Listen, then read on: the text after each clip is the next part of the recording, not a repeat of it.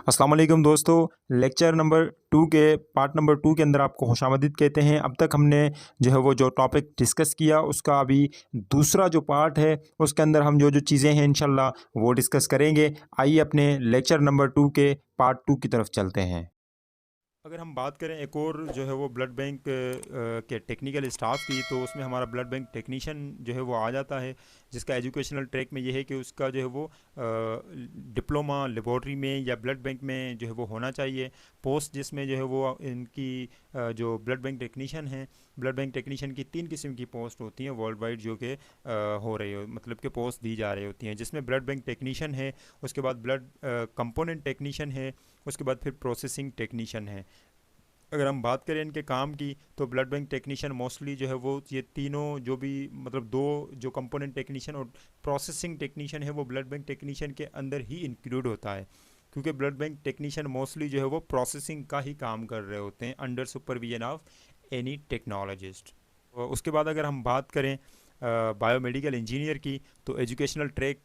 जो biomedical engineer का है वो ये है कि उनके पास बैचलर्स की डिग्री वो 4 ईयर होनी चाहिए बायोमेडिकल इंजीनियरिंग में। उसके बाद वो ये जो काम कर रहे होते हैं मोस्टली लेबॉर्ट्रीज़ के अंदर, इवन वो ब्लड बैंक्स के अंदर, तो ये इक्विपमेंट्स के ऊपर काम कर रहे होते हैं। आपका कोई भी इक्विपमेंट और वो कंप्यूटर सिस्टम या सॉफ्टवेयर्स में कोई भी इश्यूज़ आते हैं, तो आपके बायोमेडिकल इंजीनियर वो इनको सॉल्व कर रहे होते हैं। इनकी ये रिस्पॉन्सिबिलिटीज़ होती हैं और जॉब डिस्क्रिप्शन इनकी यही है।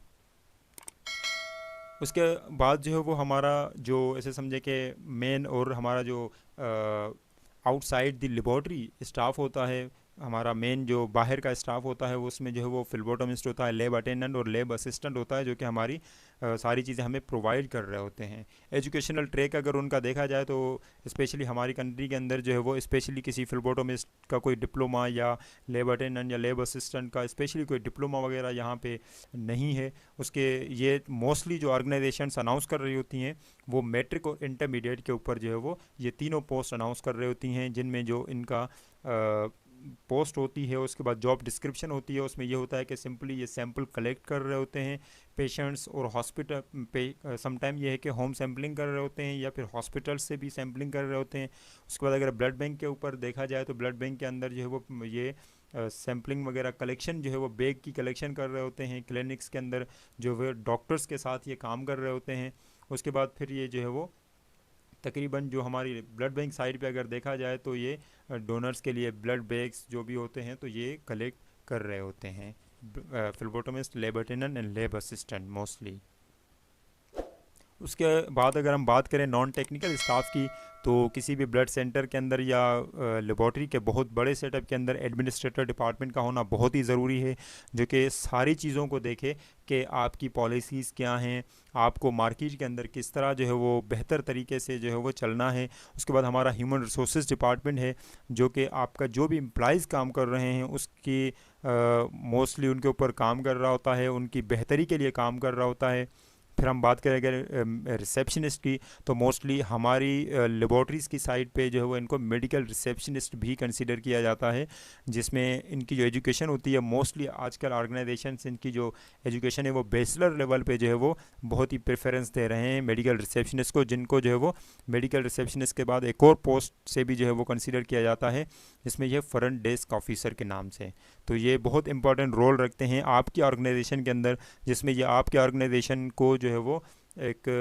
सामने वो प्रेजेंट कर रहे होते हैं लोगों के कि आपके ऑर्गेनाइजेशन में क्या हो रहा है, क्या नहीं हो रहा, और किस तरह आपके ऑर्गेनाइजेशन के अंदर काम हो रहा होता है। उसके बाद हमारे वो सिक्योरिटी गार्ड स्टाफ होता है, जो कि प्रोटेक्ट कर रहा होता है आपकी वो तमाम स्टाफ को और सारी चीज़ों को देख रहे होते हैं। उसके बाद फिर ऑफिस बॉय हैं, जो कि आपको आपके ऑर्गेनाइजेशन के अंदर वो मेहमानों को और आपके स्टाफ को वो एंगेज कर रहे होते हैं। आपकी जो इलेक्ट्रिसिटी के ऊपर सारा काम हो रहा होता है वो आपके इलेक्ट्रीशियंस कर रहे होते हैं। उसके बाद क्लीनिंग डिपार्टमेंट है, जो कि आपकी डिपार्टमेंट्स को, आपकी लेबॉर्ट्रीज़ को नेट क्लीन रख रहा होता है। उसके बाद अगर हम बात करें डॉक्यूमेंटेशन की, तो डॉक्यूमेंटेशन में हमारी जो मोस्ट इम्पॉर्टेंट जो हमारा, अगर हम लेबॉर्ट्री साइंसेस के अंदर या ब्लड बैंक साइड पे अगर कहें, तो documentation is most important thing है। साइंस के अंदर ये कहा जाता है कि अगर आपने कोई चीज़ की और वो बेहतर तरीके से भी हुई, लेकिन अगर आपने उसको डॉक्यूमेंट नहीं किया तो इट मीन्स कि आपने कुछ भी नहीं किया। तो डॉक्यूमेंटेशन मोस्ट इंपॉर्टेंट पार्ट है किसी भी लेबॉर्ट्री के अंदर या ब्लड बैंक के अंदर, तो इसको मेंटेन करना होता है। तो उसमें हमारी कुछ चीज़ें हैं जो कि ब्लड बैंक साइड पे मोस्टली, क्योंकि हम ब्लड बैंक की बात कर रहे हैं, तो ब्लड बैंक के अंदर इन सारी चीज़ों का होना आपके लिए लाजमी है, जो कि आपको क्वार्टरली या मंथली जो है वो सारी चीज़ें कर परफॉर्म करनी पड़ रही होती हैं। आपको जो है वो ये सारा डेटा जो है वो अपने पास कलेक्ट करना पड़ रहा होता है, जिसमें हमारे पास बायोसेफ्टी की जो है वो रूल्स की फ़ाइल होनी चाहिए कि आप कौन से बायोसेफ्टी के रूल्स के ऊपर काम कर रहे हैं। एसओपी फाइल्स होनी चाहिए आपके पास कि आप अगर 5 प्रोसीजर्स कर रहे हैं तो वो आपने प्रोसीजर्स कहाँ से जो है वो लिए हैं, और आप किस जो है वो ऑर्गेनाइजेशन या किस पॉलिसी के ऊपर आप काम कर रहे हैं, और कौन कौन से आप जो है वो स्टैंडर्ड्स को फॉलो कर रहे हैं। आपके पास अगर 5 प्रोसीजर हो रहे हैं तो उनकी आपके पास रिटन डेटा लाजमी होना चाहिए। उसके बाद इक्विपमेंट डेटा है, आपके पास अगर जितनी भी मशीन्स हैं तो उनका आपके पास डेटा होना चाहिए कि आपके पास कौन कौन सी मशीन्स हैं जो कि आप यूज़ कर रहे हैं। उसके बाद फिर सेटअप डिटेल रिपोर्ट है हमारे पास कि आप जिस मकसद के लिए या आप जिस ऑर्गेनाइजेशन को आगे लेकर चल रहे हैं उसकी डिटेल रिपोर्ट आपके पास होनी चाहिए कि आपने उसको क्यों स्टार्टअप आपने उसका लिया है। उसके बाद आपकी आगे जो है वो प्लानिंग क्या है, आपने उसके अंदर क्या क्या चीज़ें की हैं, आगे इन फ्यूचर आपने जो है वो क्या क्या उसके अंदर करना है। तो ये एक डिटेल रिपोर्ट होती है जो कि आपने बनानी होती है, फिर अथॉरिटीज़ को जो है वो पेश करनी होती है। उसके बाद ये है कि लेबॉर्ट्री या ब्लड बैंक के अंदर जो है वो हमारे पास इलेक्ट्रिसिटी का बैकअप लाजमी होना चाहिए। हमारे वो दोस्त जो कि लेबॉर्ट्रीज़ के अंदर या ब्लड बैंक्स के अंदर काम कर रहे होते हैं उनको बखूबी इस बात का अंदाज़ा होगा कि इलेक्ट्रिसिटी का जो बैकअप है वो कितनी अहमियत रखता है किसी भी लेबॉर्ट्री के अंदर। तो इसका बैकअप हमारे पास रिपोर्ट रखना बहुत ही ज़रूरी होता है कि जो है वो इलेक्ट्रिसिटी हमारे पास अगर मतलब लाइट नहीं है तो उसका बैकअप पे हमारे पास कौन सी चीज़ें हैं जो कि हमारी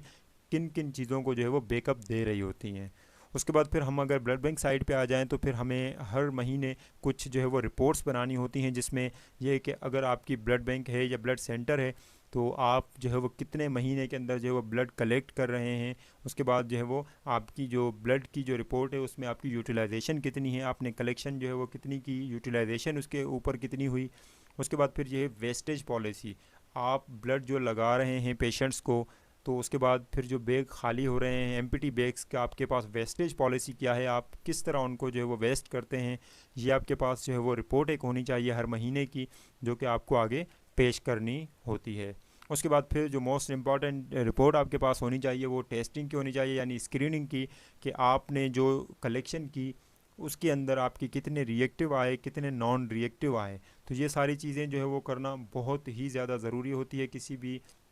ब्लड बैंक के अंदर। तो इन सारी चीज़ों को जब हम देखते हैं तो ये सारी चीज़ें मिलकर ही एक बेहतर तरीके से जो है वो ब्लड सेंटर को बनाती हैं। जब फिर हम कह सकते हैं कि हम जो खून दे रहे हैं वो किसी भी पेशेंट के लिए साफ़ और सेहतमंद हो सकता है, जब हम इन सारे रूल्स के ऊपर और इन सारी पॉलिसीज़ के ऊपर और इन सारे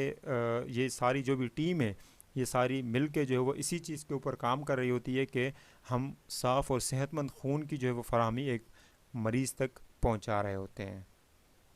तो नेक्स्ट हमारा जो लेक्चर नंबर 3 होगा उसके अंदर हम जो है वो बात करेंगे difference between blood bank and blood centre. तो इस हमारे लेक्चर को भी आपने बिल्कुल ही मिस नहीं करना कि नेक्स्ट जो हमारा लेक्चर है हम बात करेंगे कि ब्लड बैंक क्या होता है और ब्लड सेंटर क्या होता है। क्योंकि आमतौर पे हमारी कम्युनिटी के अंदर अभी तक हमने यही सुना है कि ब्लड सेंटर तो हमने कम ही सुना है, ब्लड बैंक ही सुना है। तो हम बात करेंगे कि ब्लड बैंक आखिर क्या होता है और ब्लड सेंटर क्या होता है, इन दोनों में जो बाहमी फ़र्क होता है वो इंशाल्लाह हम नेक्स्ट लेक्चर के अंदर जो है वो बयान करेंगे, इसके ऊपर डिस्कस करेंगे और पूरे फ़्लो के साथ इंशाल्लाह हम इस बात को समझेंगे कि ब्लड बैंक और ब्लड सेंटर के अंदर क्या फ़र्क होता है। तो हमें दीजिए इजाज़त।